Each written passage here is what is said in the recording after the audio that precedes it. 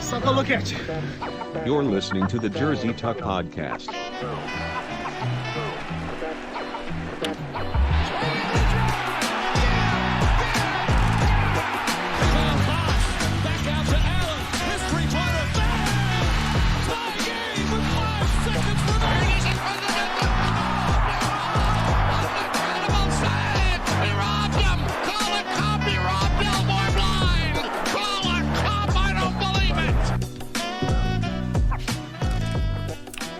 Hello out there. Thank you very much for joining us. It is July 28th, 2021, and you're listening to the Jersey Tuck Podcast. The Jersey Tuck Podcast. This week, we're rocking a trio, a triple, with myself, Alex, Mitch, and Josh. How's it going, boys? I'm actually Aaron Rodgers. Oh, and Aaron Rodgers. With Sure, my jersey, actually. pending big contract coming up. Oh my Did he God. sign that yet? We'll get into it later. No. Oh, yeah, we will. How's it going, Mitch? Oh, it's all right. That's good. I'm not too happy right now. No. No. You're thinking right. about your goaltending No, I think situation, right? Yeah, I think I read. Yeah, there's a crappy free agency right now, man. It's one of the worst free agencies for Colorado I've seen in a while. So, we could jump right into it. First, I'll was just gonna ask give questions. a quick thanks for following on Spotify, liking on Facebook, subbing on YouTube, and watching live on Twitch, because we're live on Twitch. Yeah! Now, right into the NHL talk, because we got a lot of it today.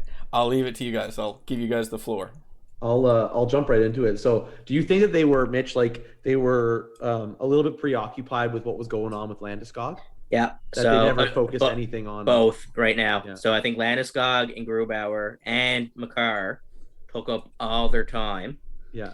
And so they got Makar. They knew it was going to happen. They finally, and Makar, like the term, they probably would have more term, but 6 years at 9.5.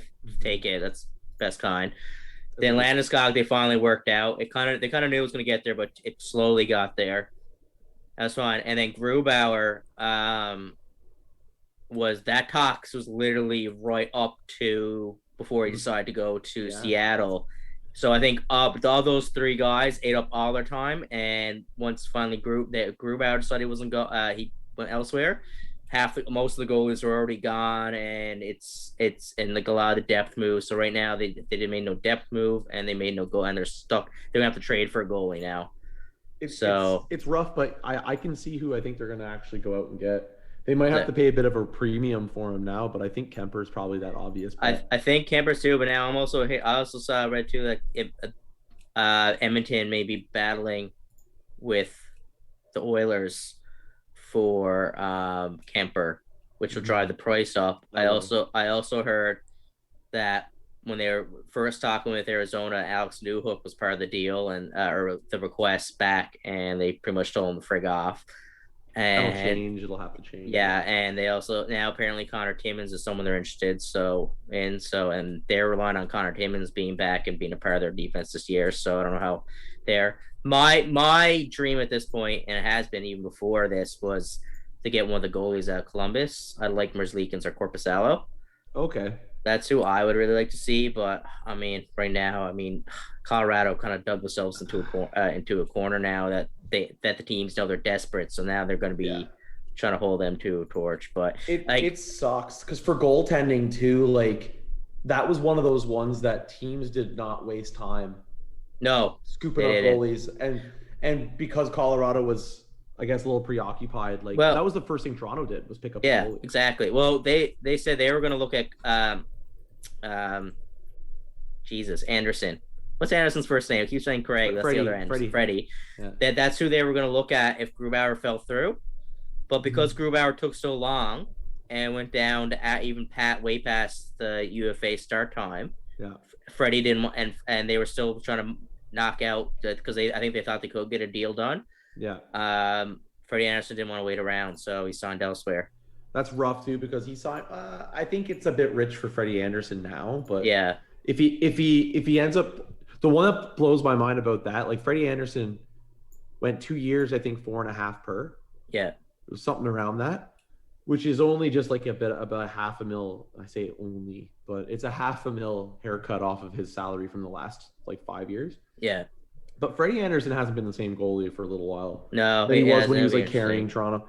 So, but what's crazy is I'm just like sidestepping for a second, Mitch, but going to Carolina because there's a lot we could talk about every team individually in this podcast a lot because there's a lot of stories. But the one that blows my mind with Carolina is Nedeljkovic, and I don't know, that makes no on him friggin' sense. And he would have been cheaper. Yes, I don't. That deal literally made no. They pretty much asked Detroit to take him off their hands for some reason. Yeah, Bernier and a draft pick, and Bernier went elsewhere. He went to Jersey. He went somewhere else. So there's just so much weird movement, and that I guess that's just a way for me to lead into the fact that this free agency was fucked. Like the contracts being handed out were fucked. Like the worst thing I hate about free agency is that it happens every year. But your star players don't get the big contracts, or they do, but they're like, Yeah. But it's like the really mediocre middle of the pack guys get overpaid so much. Oh yeah. And it destroys the market. Yeah. Like the Goudreau, Colbin, like good players. Yeah. They won cups in the last 2 years. Yeah. Both already like they're getting paid like $5 million per on like long-term deals. Yeah. They're not going to live up to that. No, and like Coleman and Calgary, man. Calgary's a shit show right now. Yeah, yeah. It's going to be exposed there. Hyman, I love him to death. Oh my God. He's in a good place to play. That deal will be okay for a year too. Yes, no. So the money's not bad. The term is brutal. That's what it is. But 7 years, man, at 5.5, I don't think he can live up to it. The dude dude's already what? 30 what? He's 30. He's 30, and with 7 years. Mm-hmm. Hyman, even a player that caliber, and a healthy usually probably won't play that well to 37. Mm-hmm. Let alone Hyman, like everyone says, he's playing on 2 bum knees. Who's this you're talking about now again? Zach Hyman. Okay, from Toronto. He left Toronto because he obviously wanted more money in term, which Toronto couldn't give him, and they went to Edmonton. But I mean, I don't know. The term is brutal. Like he's gonna be 37 when that contract's done, and he's already 30 years old and dealing with multiple health issues. Yeah, he's a really like hard worker, fit guy. Like he trains really hard. Yeah. But it's just time's not on your side, man. Look at the players at age 37. Like they just don't keep up the same way. Like he's not going to live up to that price tag at the end of the deal. Yeah. But if they go far in the playoffs, if they have success in the next few years, I guess it's worth it, right? Yeah, that's the same thing with Landeskog. Like I'm happy Landeskog signed, and I'm fine with that money in term. I mean, he's their captain, and he's a big part of that franchise in the locker room as well. Let alone, it's just I know. Like I'll be realistic. That contract is not going to age well. And those contracts never do. But I mean, he earned that term and money, so you can't argue it. It's not like it's hard. If he didn't get it in Colorado, he was getting it somewhere else. Yeah, exactly. And I mean, I would have paid him, right? Yeah, he probably would have earned maybe a little bit more. Actually, someone probably would have paid him at least 8. I'd say so. You know what? I agree, Mitch. I'm looking at the Landeskog deal, and that was someone who was really trying to do what he could not to leave. Yeah, Colorado. Yeah, because they circled back multiple times in and out. Yeah. I don't know so many numbers, but I think that one his agent too. I think his agent's a bit. I can't remember which agent it is, but he's a bit of a hard baller too. So yeah, I think that was just them kind of playing a bit, both of them playing hard nose and just trying to get it figured out. I think they knew they'd get there, but I think they know that they had to play a bit of chicken and mouse to be able to do it. So yeah, it's insane, man, and like, just it's such a weird free agency. And then we could talk about like what the hell are certain teams doing, like one thing, or actually no, you go ahead if you had something in mind, Josh. Oh, it was just a general topic, but I was gonna be like, what the hell is Edmonton doing? What the hell is Vancouver doing? And what the hell is Chicago doing? So Chicago's weird. So like Chicago's weird because they made all these moves, and they're moves that it's like they're trying to gear, like it's weird because it was like they were like a contender, but they're making moves because they feel like they're a contender, but they weren't a contender at all. Yeah. So, but I do like some of Chicago's moves. It's just I don't know, Seth Jones. That's a very. I was gonna ask you, what are your thoughts on Seth Jones? I mean, I don't think he's proved that money yet. I think he can be that money. I really like Seth Jones, but that's a risk. That's a risky contract It's polarizing because he's a bit polarizing because I agree with you. Like he's got the tools to be that. Yeah. But like he just doesn't. He's not that player. Like No. you look at the money he gets, and I'm like, man, that's Dougie. Like Dougie Hamilton. Yeah. Deserves that money. You're like, not Dougie that Hamilton's guy. going to be that player for 5, 6, 7 years. I do think though you're going to see Seth Jones have a good season this year playing on Chicago and out of Columbus. I think playing with Tortorella hindered him, and Columbus was a revolving door of a roster. I mean, nothing worse than for someone trying to get consistency and then every teammate on you around you is coming and going. Like you see Panarin go, you see Bobrovsky go, you see who else have they let go? I mean, I don't know. Atkinson's gone this year. Foligno's gone. Duchesne. You know, like it's just it's a change. I don't know. You're not going to get any chemistry going and stuff like that. So they're rebuilding.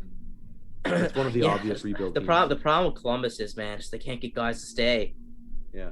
It's just one of those markets that guys just not sexy.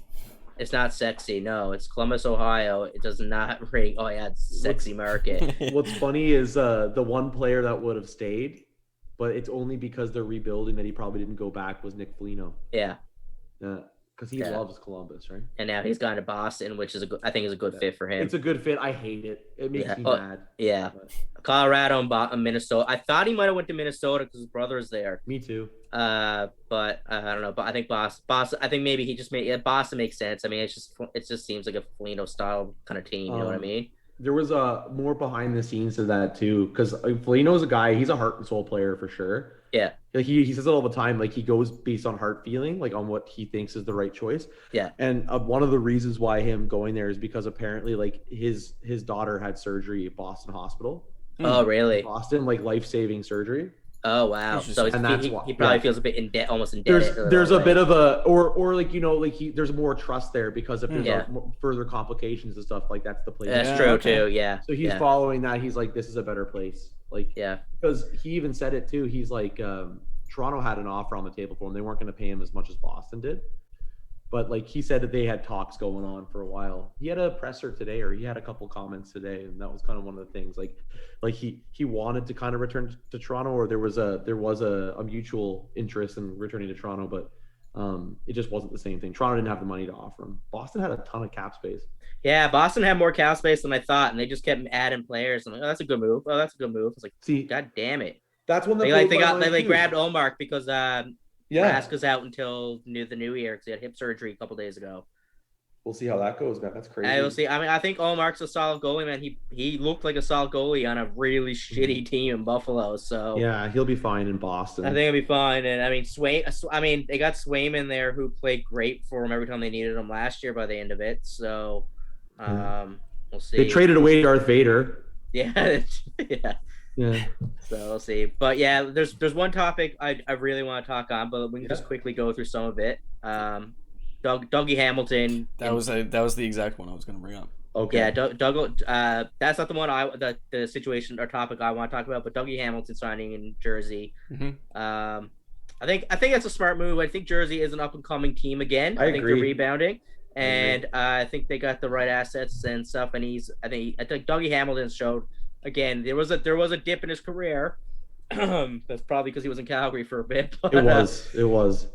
He's kind of resurged and showed he's a good offensive and defensive player. The thing with that too is he went to he chose a really good team because New Jersey's new regiment, like their front office is more analytically driven than they've ever been.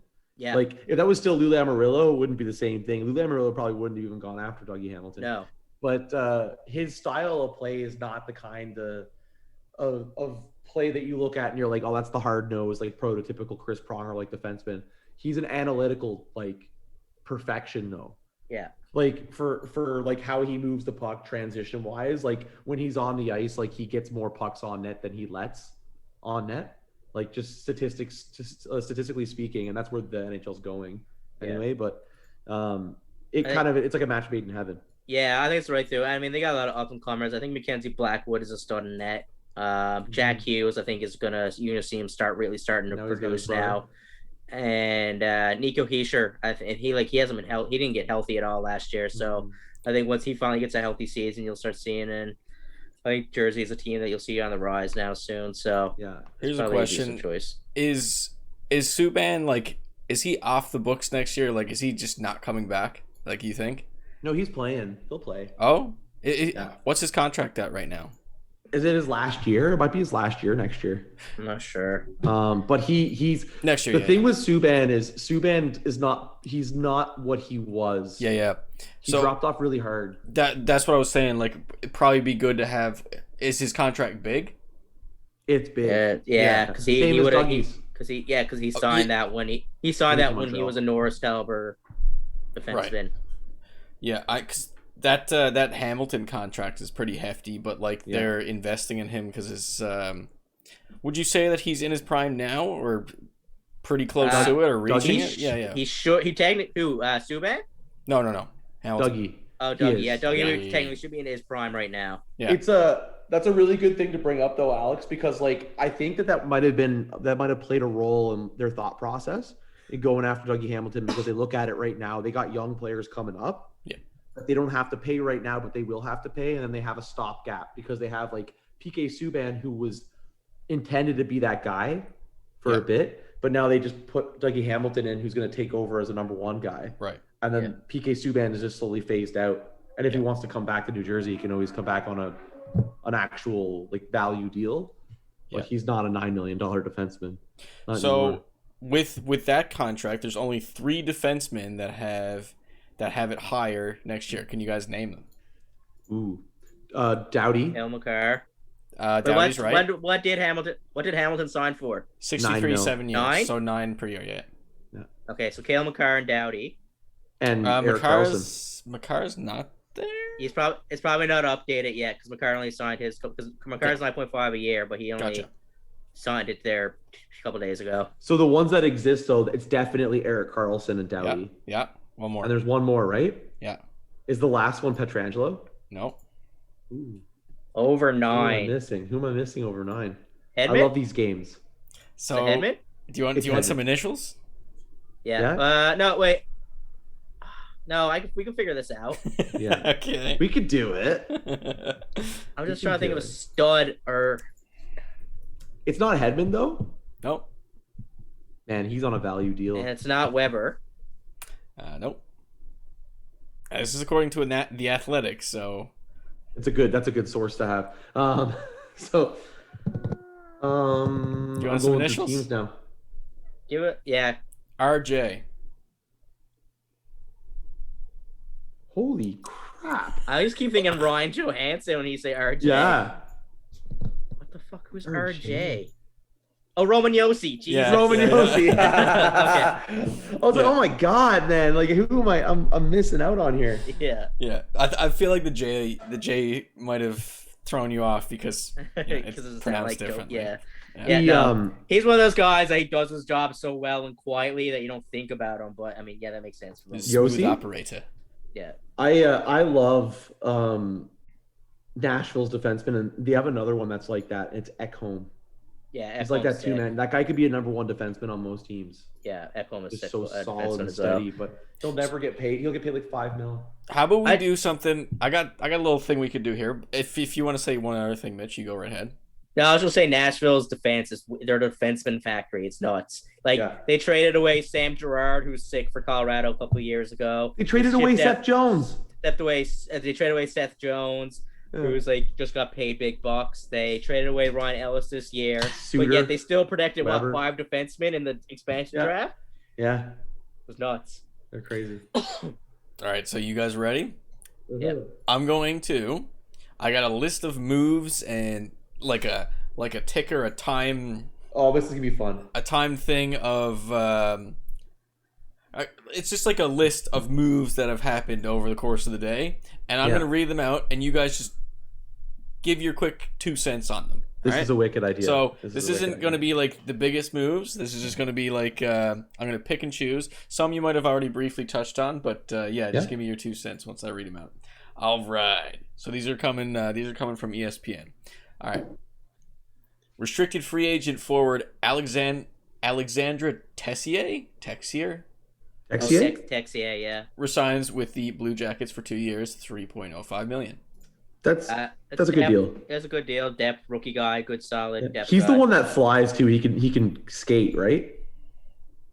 Yeah, Texier is a speedy guy. Yeah, I think so. I think it's Good stuff. Yeah, still a solid deal. I'm just gonna say something here now. Apparently, Colorado did get Kemper. Apparently, it's gonna be breaking the news. First round pick, and Connor Timmins. Oh, not too happy about that. From his sources. I'm not too happy about that. I don't care about the first round pick, Mitch. I don't like. I was gonna say. Timmins. Now, also, Colorado is a little spoiled rotten with defense. Yeah, it doesn't kill him, but I like Connor Timmins. Connor Timmins is a third pairing defenseman for you. He is. Yeah. But I think he's a developing guy, and he's just been showing progress. And the problem is he's not as far as long as he can be because of injuries. He is a bit injury prone, especially concussion. Mm-hmm. And maybe that ends up being a bullet Colorado dodges because Connor can't stay healthy, but I think this year he proved he can stay healthy, and I like by the end of it what he was showing. He's a good player, and I'm just frustrated because this is a trade that didn't need to happen, but a lot of circumstances just they fucking back themselves into a corner. But now this could be a blessing in disguise, and this is not a prediction point, but mark my words right now, Darcy Kemper is a wicked goalie for them to pick up. He is a good goalie. His health. This guy's a Vezina nominee. Yes, and his health concerns me a little bit. Because he had a healthy, but apparently he should be more than healthy this year.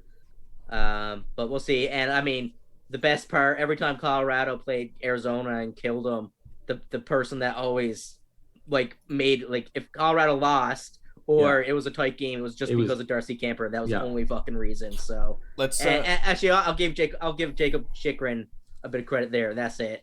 Yeah. Let's bang out a couple more before we move on. Keep going, veteran forward Ryan Zingle, if that's how it's pronounced. Ryan Zingle is headed to the desert, inking a 1-year, $1.1 million with the Coyotes. That's an interesting. It's worth.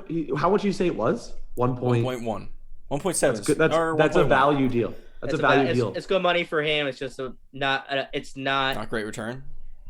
No, it's he's not. It's a team he's not gonna be able to help out with because there's not gonna be much surrounding him. They're a bad team, but he's a former 30 goal scorer, so that he can help. And maybe he gets more ice time and he shines. We'll see. That could be a deal that ends up, or he'll be a deadline flip. Or there's a good chance he's a deadline flip because with that contract, that's so easy to take on a flip. Mm-hmm. And that's probably what they're thinking. Actually, Josh, you're probably right. That's an easy flip. The Kraken aggressively pursuing their goals in free agency, adding former Blues forward Jaden Schwartz on a 5-year, $27.5 million deal. I think this is an excellent deal.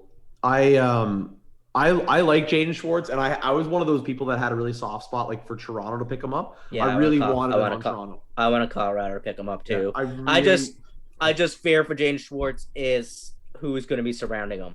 I'm still not a fan of Kraken's. He doesn't have a playmaker. No, that's the thing, and I don't know. I'm not a fan of their centers. Yeah. So we'll see what Jaden Schwartz can do. I think he is a stud. I'm just not a fan. I think Seattle's now their goaltending and defense is good, but I don't know how many goals they're going to put up. Want to know where my thoughts going? They're going to go big on getting a center, like a star center, because it's the only piece they're missing. And they might do it by offer sheet. Who, Pettersson? That would be a wicked idea. That would be amazing. Apparently, the Canucks really think Pettersson's getting offer sheeted. Of course he is. I mean, how can you not? The guy's he's a top, he's easily a top 10 center in the league. Yeah, Elias Pettersson is, and he's stuck in fucking Vancouver. And Vancouver's not getting better. Vancouver can't fucking make up what way they're going. No. They can make up their mind. Next one. Veteran forward Luke Glendening moves on from the Red Wings, inking a 2-year, $3 million deal with the Stars. He's overpaid. Yeah. Glendening's washed. That's a depth signing and a bit of a depth veteran signing. I don't know if I that money I wouldn't be happy if Colorado paid him that. So that's Dallas. That's Dallas with cap room paying a forward to fill out the roster. Mm-hmm. Right on. We'll do 2 more. The Predators strike in the veteran forward market, inking Mikael Granlund to a 4-year, $20 million deal. So they re-signed him, and I know for a fact Toronto was pursuing him hard. They really wanted to sign Granlund, Not that but price, as no. soon as I saw the price tag, I was like, yeah, they weren't going to get him. Granlund's not the player he was supposed to be or used to be. I don't know. We'll see. And I honestly, I know it's weird. I think in a lot of other markets he probably puts up more numbers, but I think he followed the money. That's what he did. That's all it is. I think that's all it is. Yeah. All right, last one. Let's just throw veteran center Nick Bonino has moved on to the Bay Area, signing a 2-year, $4.1 million deal with the Sharks. So, to be honest, when that news came out, I was kind of bummed because that was one of the ones on my personal short list. I really wanted Toronto to go out and get Nick Bonino. He has a good solid depth guy. Yeah, nice to have in the playoffs. He fills that third line role perfectly, and that's probably gets flipped again in the when San Jose doesn't touch the playoffs 100%. This year. He straight. I think it was him. It was him or someone else that San Jose signed today. I'm trying to remember, but there was a quote saying that they actually believe in the success that San Jose can have to get to the playoffs this year. I'm like, okay, well, we'll see. They're gonna be in trouble. Okay. Yeah. All right, that was fun. I liked it. So I guess right now we will move on. This is a good one. I'm looking forward to this one. Let's get to Nasty or Nice. Yeah. Is it nasty? Or is it nice? So, what? I just always die. I love the lead-in, like the little bits. They kill me. All right, so we finally have they've been kind of like stumbling into the Big Four professional sports league as some teams make the move to rename their franchises, but we have the Cleveland Indians finally deciding on a name. Because of racism. Rename our teams because of racism.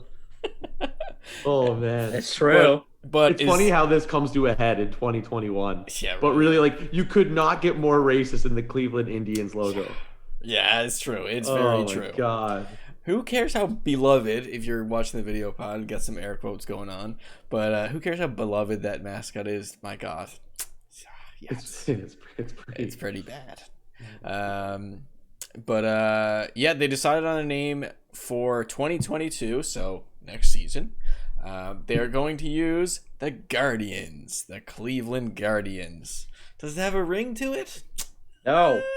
I don't think it does. Fucking Disney movie.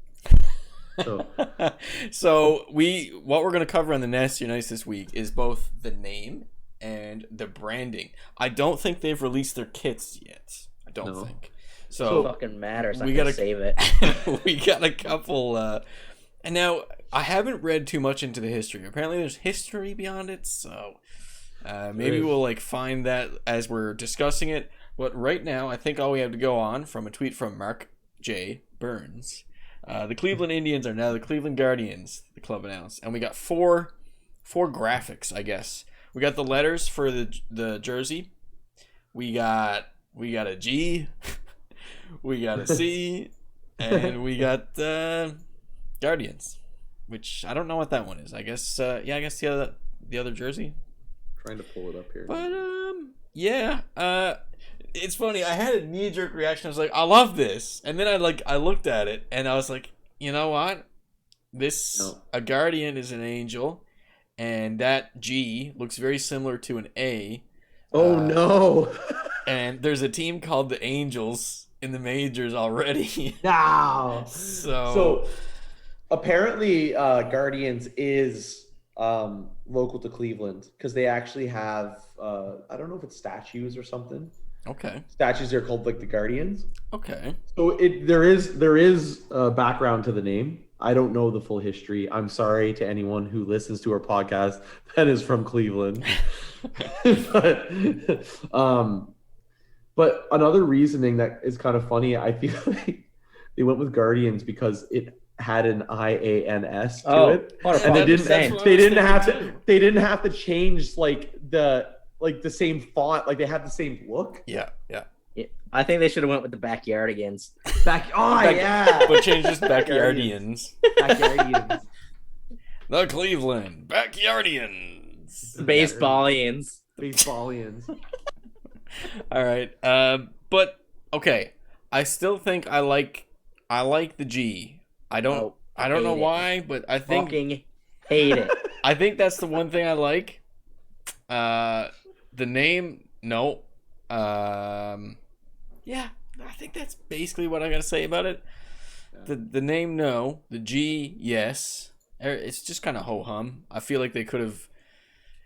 The fact that they kept the IANS, which I don't really think that's necessary. Is that really necessary? You could. I feel like you could get more creative with it. But then again, the Cleveland we don't Canadians. know.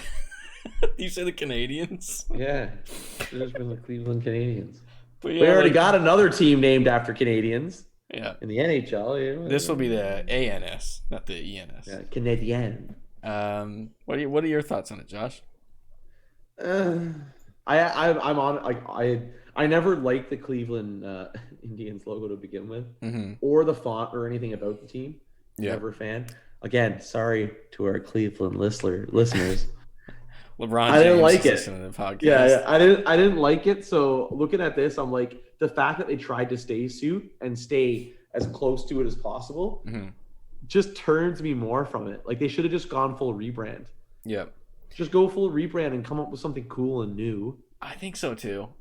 And even the fact that they switched to an angel, it's almost like look at this godly thing we've done to change our logo. It just comes off really cheesy and we're not racist, we're angelic. We're angels. Yeah, that's the weird thing about it too. Like you're trying to like go back from like trying to regress from like a racist kind of thing, and it's like the Guardians. Yeah, that's what I'm saying. Like, it seems like like not self-entitled a disingenuous, little, but yeah. a little bit. Yeah. It's like social humility. A little We're bit not there, bad guys. We got wings, angel wings, guardian wings. But yeah, that'll come into effect in 2022.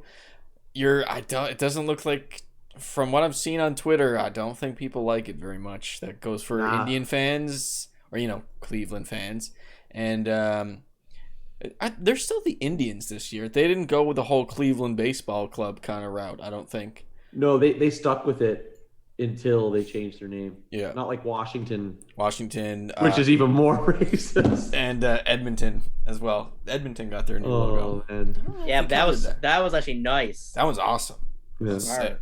I don't know if we covered that on Nasty or Nice or not. I can't remember. Yeah, we did. I think. I don't know. I can't remember. Maybe we just talked. I can't about it. remember. Yeah, I like the Edmonton Elks though. Yeah, the logo was nice, and like it was smart. Like I guess they did the similar thing that the Indians tried to do with but they did the E. They can still do the EE. Yeah. But it's Edmonton Elks. I like, and they did the whole thing now. A lot of new brands go with like the simplicit logo. Very like minimal kind of thing. Yeah, and minimal is the new style now that always works best for logos, I find.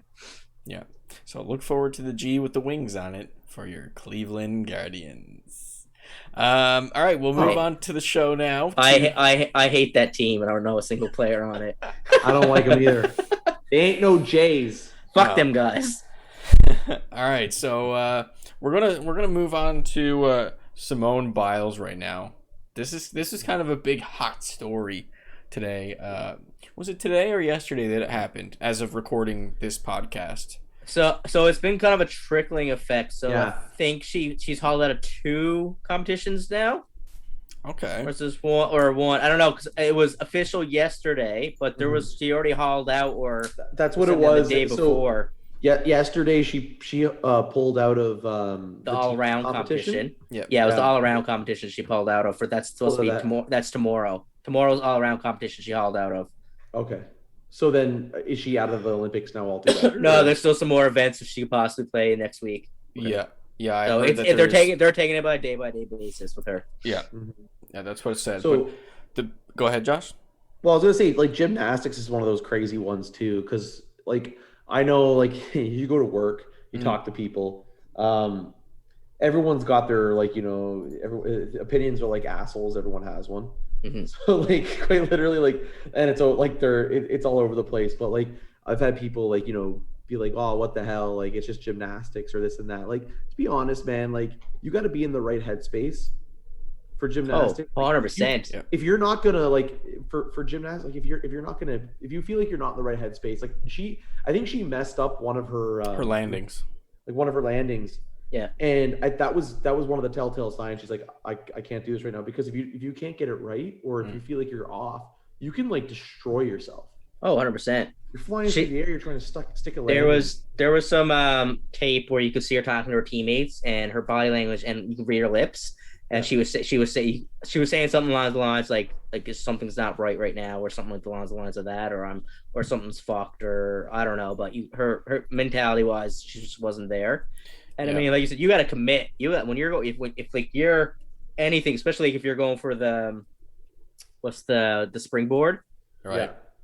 Yeah. You got to commit to that 110%. I mean, anything, I guess, in the Olympics, professional sports, you got to commit to 110%. But gymnastics, you got to send it. You can't overdo it. You can't underdo it, or everything's off. And that's literally what you're judged on. If you overdo something or underdo something, you're deducted points. I mean, you got to be mentally focused and sharp. Right. But it's also refreshing and nice to see someone recognize that.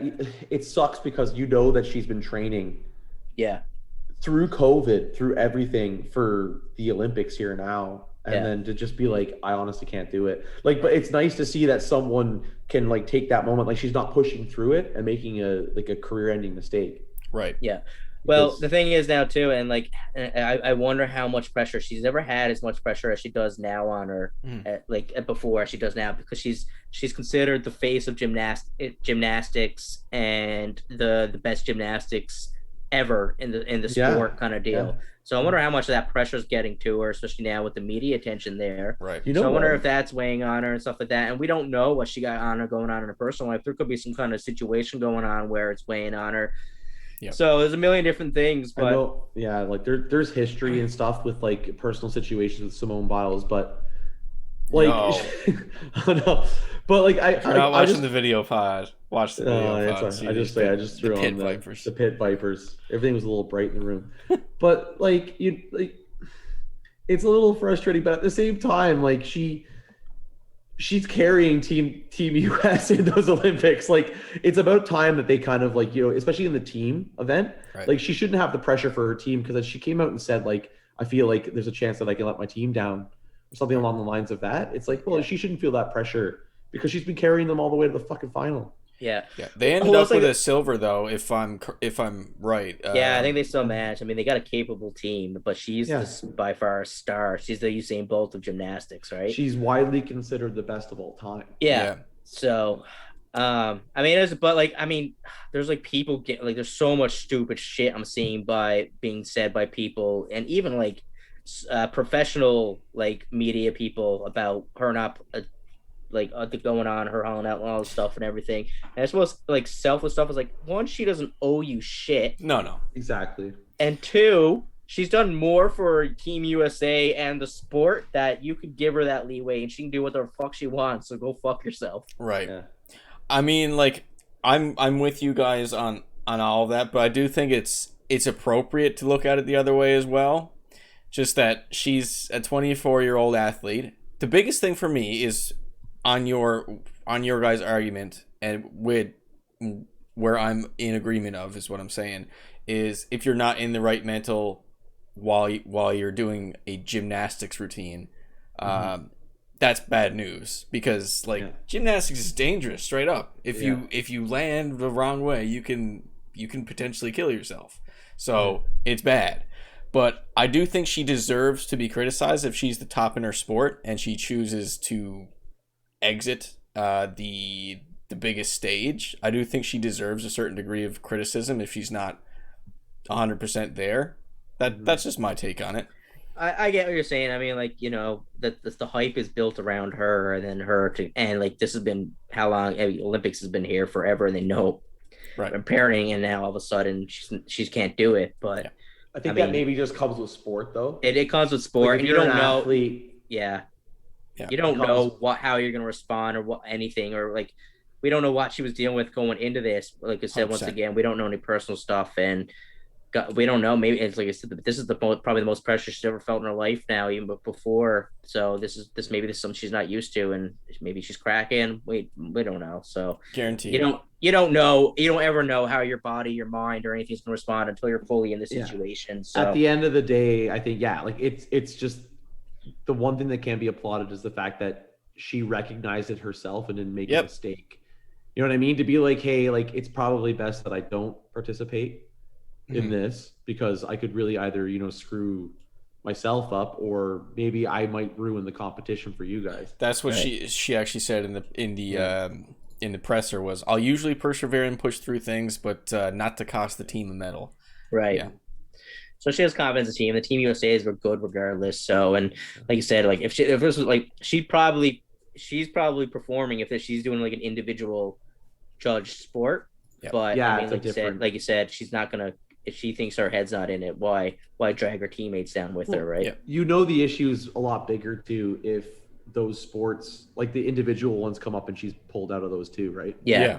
Mm-hmm. So hopefully she can bounce back because like she's one of the big draws, I guess you could say, for this Olympics. People really want to tune in and like watch her do her thing because she's an incredible athlete. Yeah, it's a couple of that now with the U.S. team because it's the same with Sha'Carri Richardson as well. Like, right. Yeah. She was a potential gold medalist. Yeah, that's right. Not in the Olympics now, right? So. Yeah, I think Simone Biles is probably the big name of this overall Olympics. I think most recognizable. We don't have Bryson DeChambeau in it either. Oh, that's a shame. That's a shame, Bo. DeChambeau. Bryson DeChambeau. He's starting to fall off. Hey. He's it's his driver. It's not his fault. Yeah, it's his driver's fault, right? Yeah. I wonder how much money he lost on that. I don't know. But that was a big news story. Any closing thoughts on that one? Because that was kind of a bigger story. I just hope she is able to, deal with whatever she's going through right now. Yeah, I mean, she's still young and in her prime. Like, there's still lots to be played. This is still the first week of the Olympics. I think they still got some events next week. So hopefully she can get through it and just kind of get a grasp on what she's trying to deal with and battling with at the moment. It's mental health is no joke, and absolutely. I know it's no fun. So yeah, for sure. You never know. All right, we ready for the steamy stat? Steamy stat, yeah, we're ready. I'll see. That stat is steamy. The steamy stat. All right, this week's Steamy Stat is brought to you by Josh. You know, in the show notes, Josh, you dropped a link there. Would you like me to play that? I want you to play it, but I'm going to preface it by trying to make sense of what the hell and what on earth Ken Holland is doing. Okay. I got a lot of mixed feelings about the offseason that Edmonton has. I know they threw a lot of their money at Zach Hyman to bring him in. That was probably the best move they made. But if you look at their defense, man, that defense has gotten worse. And I didn't think it was possible. Like, they didn't have a really great defense to start with, right. But it's pretty much like Darnell Nurse and then like the 2018 Toronto Maple Leafs defense, which was never really good in the first place.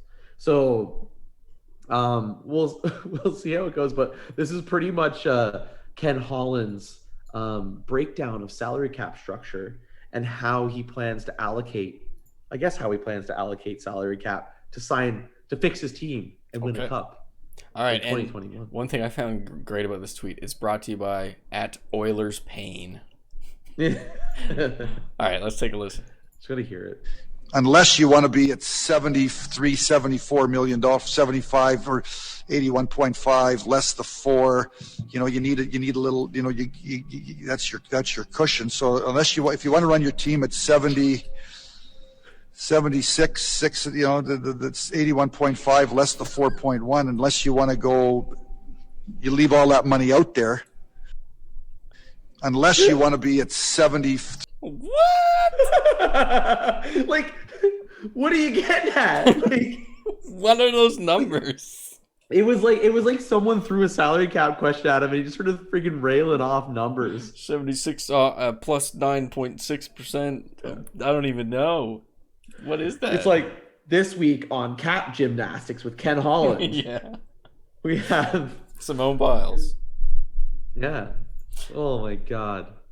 All right. That's good. We got a lot of nice presser moments this year from both hockey and basketball. That is a golden one, though. I saw that. It blew my mind, man. It blew my mind. I'll do a quick steamy stat as well, just so there's nothing statistical about much of this, but a bit of a shout out just to Penny Oleksiak, who's now the most Yes. winningest or most medaling Canadian. Canadian in Olympic history. Summer Olympics. Is it just Summer Olympics or I is think it right now- all Olympics? Right now it's Summer Olympics, but she's 21. I think it might be all Olympics. I thought it was all Olympics. Because it'll probably be all Olympics. Because I think she beat out Clara Hughes, who would perform in both Summer and Winter Olympics. Wow, really? Yeah, because I think this is Penny's 6th medal, I think, or 5th. I think it's her 6th medal. Her 6th. It's her 6th. She's got 3 bronze, 2 silver, and a gold. Yeah, I think. Yeah, that sounds right. Good stuff. That's a stat. And her last gold event from Rio hasn't even happened yet. I think it happens today. So she might win that too. Yeah. Actually, the one she bronzed in, the 100 meter. The one she bronzed in yesterday wasn't even her strong event. They didn't think she was going to medal in it. Her strong event, I think, is the 100 meter freestyle. Yeah, I think so. And she, that's tonight, or at least the something like that. Tonight. Yeah, so that swimming's being done this week. Shout out to the Alexiaks for those jeans. Yeah. Jamie Alexiak just signed a nice deal with for the Seattle Kraken. He had a professional hockey player and an all-time great nation's swimmer. Penny Alexiak's lesser-known brother. Exactly. But they're both towers, man. They're huge. Oh man, she's 6'1", I think. That's crazy. They're huge. Yeah, and Jamie's at least 6'5". He's a beast of a defenseman. I was hoping Colorado was going to sign him. Actually, it's a good lead into. We're gonna chat just a little bit about Canada and the Olympics. Is there any specific stories you guys want to cover? As of me checking earlier, we have 9 total medals. Is that right? Does that sound right, you guys? Is that where we're at now? It was 8. There might have been a new medal today. Recently, because it was 8 the other day, but so, I haven't been tracking it that closely. When I checked, it was 2 gold, 3 silver, 4 bronze. So. Oh, yes. The gold is weightlifting and the swimming. I can't 100-meter butterfly. Yeah. Good stuff. Hey, it's not bad. I mean, there's been a couple disappointments. Yeah. Has there been Canadian disappointments? I think in judo, men's women have been killing it for Canada. I think women have won all of the medals. Yeah, the men's not so much. I think I think there was some disappointment in judo for men's. I think there was a bronze in women's. Yeah, we got a medal in women's judo. I'm pretty sure. We got softball. Women's softball. I think women's softball could have challenged probably for a silver or gold, but they dropped 1-0 to US, and I think they might have dropped another important game they could have won. But I mean, overall, that was the first time they ever medaled. The women's softball of Canada ever medaled. So I mean, kudos to them. Pretty sweet. I don't know what else is in the favors. I mean, like you said, Penny Oleksiak still hasn't done her best event yet. You still have DeGrasse. Andre DeGrasse will be interesting to see how he comes out. He's man, like, because you don't really have. I don't think you have a clear cut sprint winner. Like, there's not like someone who's favored to win, is there? I think there is an up and comer guy. I can't remember who he runs for, or is he? He's still young, but we'll see. There is someone I think that's based on his times he's been running in like the world circuit this year. He might be at possibility of breaking Usain Bolt's record. Holy crap! I thought that's what I mentioned. Now I could be wrong, but I thought there's an up and comer or a guy that's been really starting to turn some heads. So this is all vagueness to me. I've been watching a lot of Olympics, and like there's it's like a different sport on every channel. So I'm like bits and pieces of everything. Yeah. I watched. I think that they don't have an amazing record, but I watched the Team Canada women's water polo plays Team South Africa yesterday. They manhandled them there. It was like 18 or 20 to 1 or something like that. For Team Canada? Yeah, for Team Canada. But it was I think it was South Africa's first time ever playing water polo in the Olympics. Like they're probably a newer team. But man, water polo, I'm just thinking about it and watching them, how hard of a sport that's got to be. You constantly have to move in your legs just to stay afloat, and then you have to like rush for the ball and then swim back and forth. About it. There's a lot of summer sports that are just crazy, man. Oh man, I'm watching the athletes too, and I'm like looking at them and like like they're just like the most like prime shape of like their ultimate shape of their lives. I never really thought about that, but yeah, that's like an incredibly athletic sport, isn't it? They did say too. Apparently, if water polo is actually usually every year, or every Olympics, and there must be there's some kind of thing voted for like hardest sport, or like different like categories, and water polo has won like multiple times like hardest sport or like most tiring or intense sport kind of deal. You're swimming, man. Through resistance, right? You're constantly swimming because you got to stay afloat. And then you got to try and like get a ball and stay afloat and huck it. And you're going back and forth and trying to play defense. And oh man, I get like that's next level. Short-winded just talking about it. So one thing I wanted to bring up with the Olympics, one last thing I guess. Did you guys see going around the making the waves on the internet, the broadcasters doing the skateboarding? Yes. Like not knowing the tricks or saying the wrong names for the tricks. What were they saying? Oh, I didn't see this. Yeah, it's like, is it the two English dudes? Yes. It's so weird, man. It sounds like they sound like guys that should be like commentating soccer. What's polo or something like that. Yeah.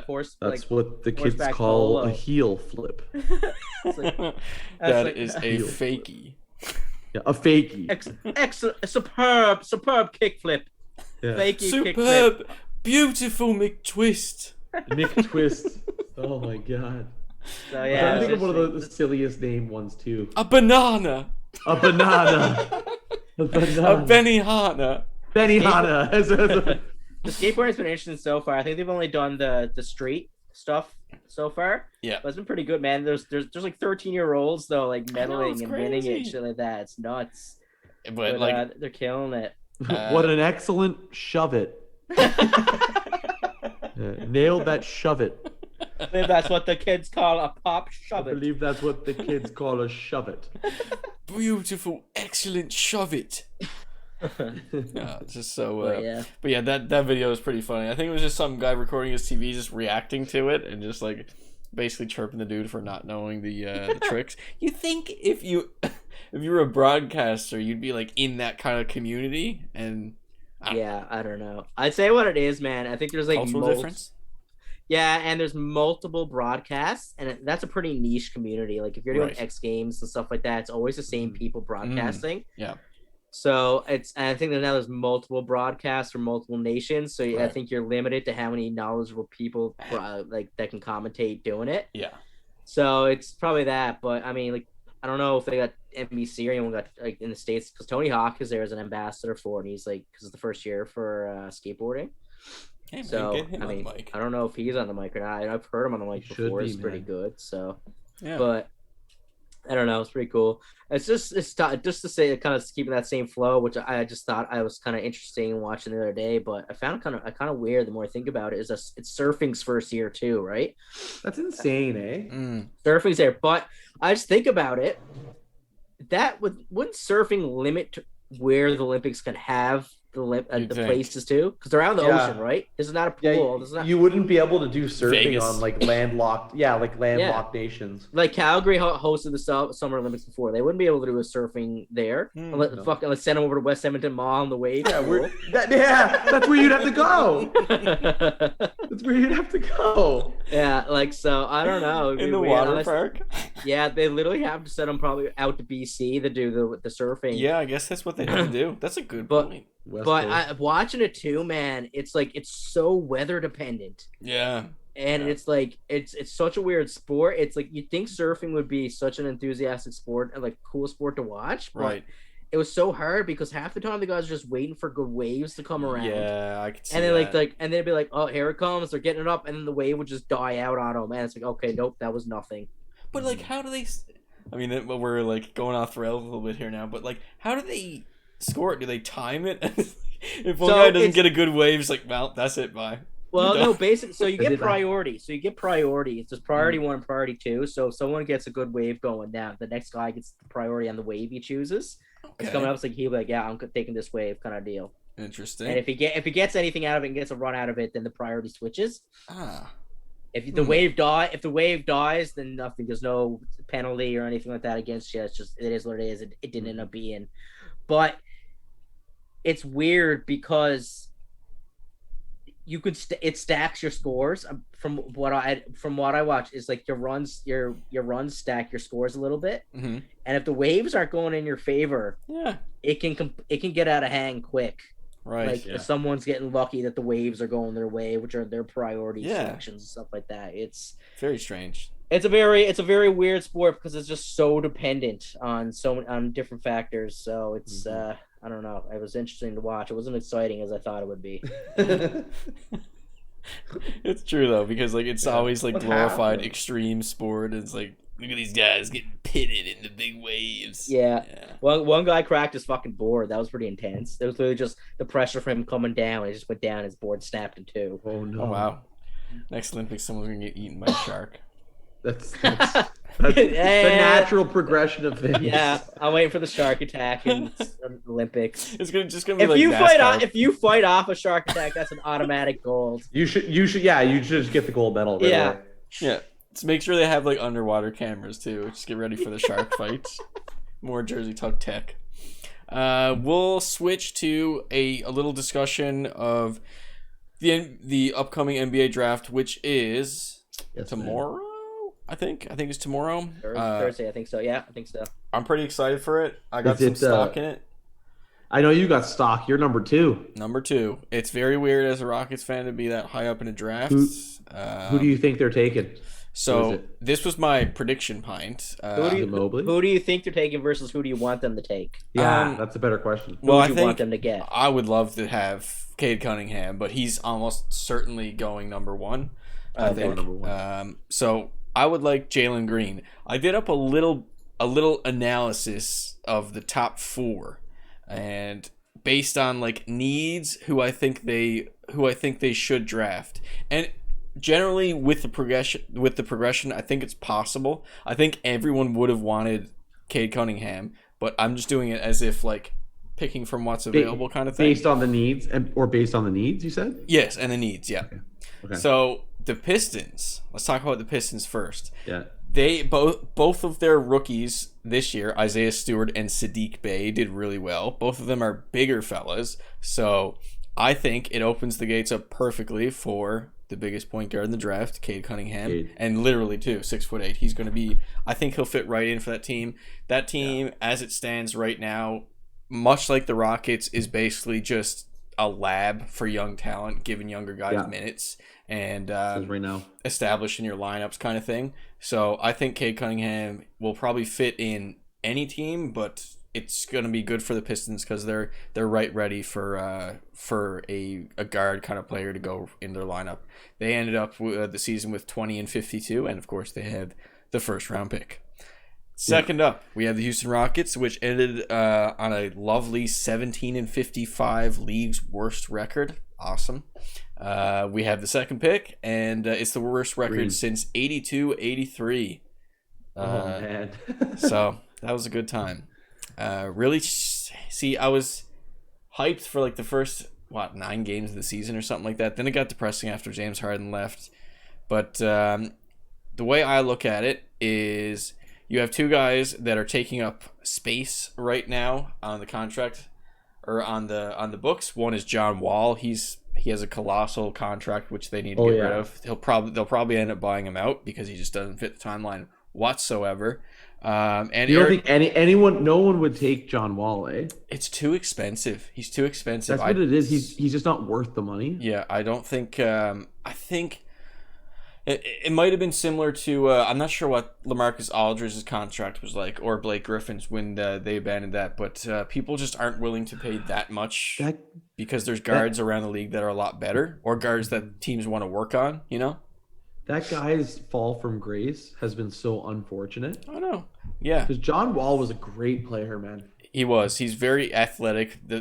He was the fastest guy in the league for so long. You always heard that on Wizards broadcasts. It's like how fast he gets up and down the floor.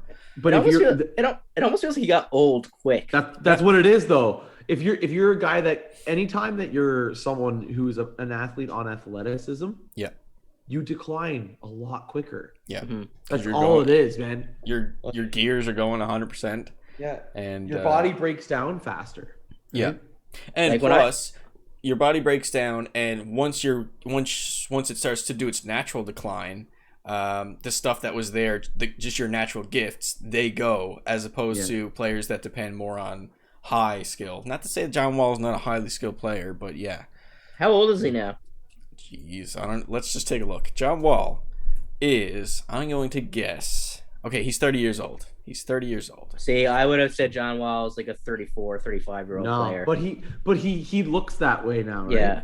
That's what I was thinking too. Like, and it's the injuries too. He looked decent this season, but it was just decent. In the stretches where he was healthy, he was just like a good player. Nowhere near what he was when he was with the Wizards. Anyways, him and Eric Gordon need to get off that the Rockets payroll. We'll see what happens. Someone will pick up Eric Gordon, I'm sure. And I think a point guard to go along with Kevin Porter Jr. would be lovely. So I'm going to say Jalen Green is who they pick. Jalen Green. And I think that's possible. And that was actually my prediction point last week. So hopefully it happens. We'll see. Alex, go ahead. Is the NBA draft anything like the NHL draft where it kind of like sparks trades and movement? Yeah. Okay. You'll see the whole week you're seeing like Rockets want to get that number 1 pick. They're making offers across the board and stuff. Yeah. Ben Simmons going to Toronto. Been all over Twitter. Super hyped for that. I don't. Bricks in the 709. No wait, 70. What? 6. He's coming. Ben Simmons being demoted all the way to what? Not even the Edge. What's the new St. John's team? I can't remember. Yeah. It's the AMA league or whatever. God. Ben Simmons and St. John's. Did you see the logo? The supposed logo? I didn't. It's so bad, Mitch. It's so fucking bad. It looks like someone did it on Paint. Yeah, it's on Microsoft Paint. It's Microsoft Paint. Laziest, most shit. I didn't know that they had a team. Like I knew that they were bringing one in, but I didn't know that the branding was out there. Apparently it's gonna be called St. John's Rock. Someone's got to fix it. Someone's got to fix this, man. Someone's literally got to pry mile 1 from the city of St. John's. To all of our listeners that are not from Newfoundland, we're sorry for the moment, but holy fuck, man! Like everything going on with Mile 1 is just it's bullshit. I thought Mile 1 was sold to private after. No, there was talks they wanted to. I think it's like what's his name? Is it D. McDonald or whatever? He's one of the Growlers and that. I think he wanted to buy it, but right, yes, yeah. St. John's had this like seniority complex, and like. I don't know what it is. Pressured right now. But they like want like holding on to it because if they like the feel powerful and control. Yeah. I don't know, but they're like killing it. They're literally killing sports teams and like concerts here. Like there's never any concerts in there. They've been doing that for years. We're just paying our tax dollars for them to keep their lights on, and that's not even a joke. Oh no, it's not a joke. So I've been playing ball. I've been playing ball hockey there for the last month or so. Seriously? Yeah. At Mile 1? It's gonna be fucking pretty sad if I'm one of the last people to play a sporting event in Mile 1. So number 3. Last goal scored. Yeah, sorry. The 3. No, I won't be last goal scored. I'll be lucky if I get shot on net. The number 3 pick goes to the Cleveland Cavaliers, which ended the season on 22-50. So it's important to note that Jared Allen, one of the best, they acquired him this season off the Nets, and he's one of the best players on the roster. No one likes staying in Cleveland, so we'll see if he wants to stay or not. He is a free agent. He's a young guy, so he'd be a nice piece to build around if he does choose to stay. But yeah, and the word is that Cleveland is going to be competitive in trying to keep him there. So this one is point guard, right? Point guard. Who's that? Oh no, Allen's a center. Okay. So he's big center. So they have to make a decision. Colin Sexton was their point guard project for a long time. Good player, really intense player, high energy guy, but he's kind of streaky and he's not a facilitator. Like he's not your classic point guard, and I think it's time to pull the trigger. I think it's time to pull the trigger on him in terms of because he's eligible for an extension this year, and the difficult thing and not make him the centerpiece of your organization, kind of. And that could very well indeed, if they draft, which I think they should, Jalen Suggs. I think that'd be a good fit. I was going to say the same thing. Yeah, I think that would be a good fit, and but I mean, I don't think they'd play alongside each other. Who knows? I think he would rustle feathers with Sexton, and that's not necessarily a bad thing. If he moves on, it's not a bad thing. So I think the Cavs should draft Jalen Suggs. So you're saying then? Speaking of Suggs, I saw a report earlier that the Warriors want to trade off the draft Suggs. Oh yeah? Yeah. Yes, I don't know how serious they are about it, but apparently they are interested in looking.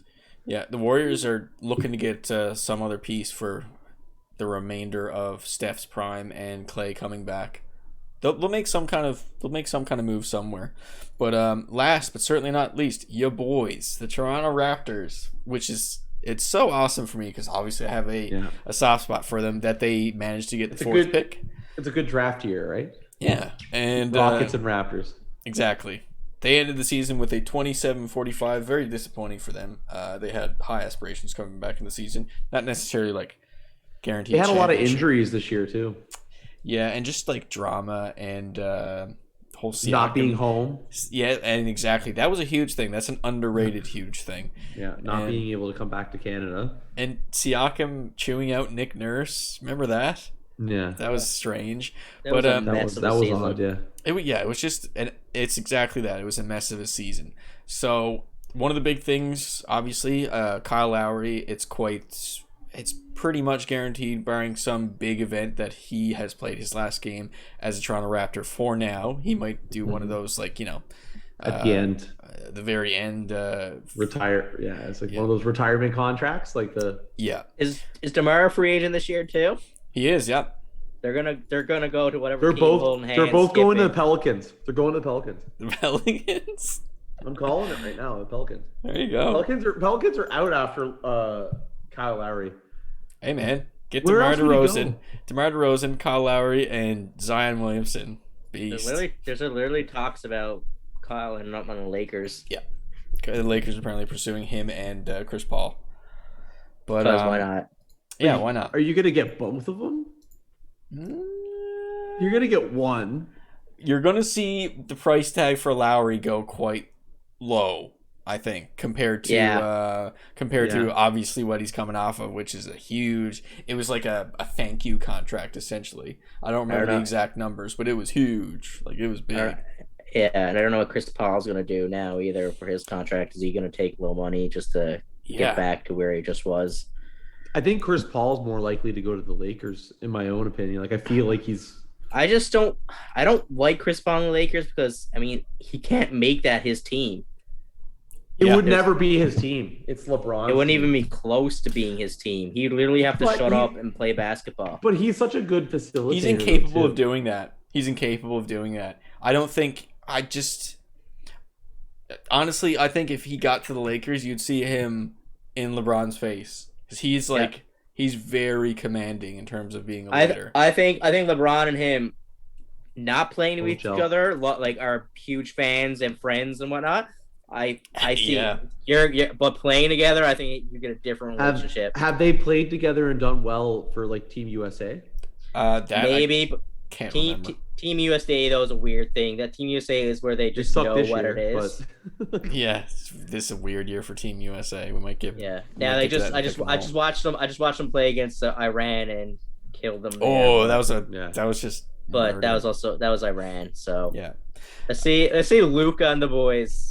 Over in Slovakia. Where's he from? Slovakia? Slovenia. So that's going to be something I cover in the pick and roll. But just to finish off the Raptors little pick I got here. Who's your pick? I'm curious. They'll be without their playmaking guard, Kyle Lowry. Van Vliet, he's definitely like solidified as a solid starting role player.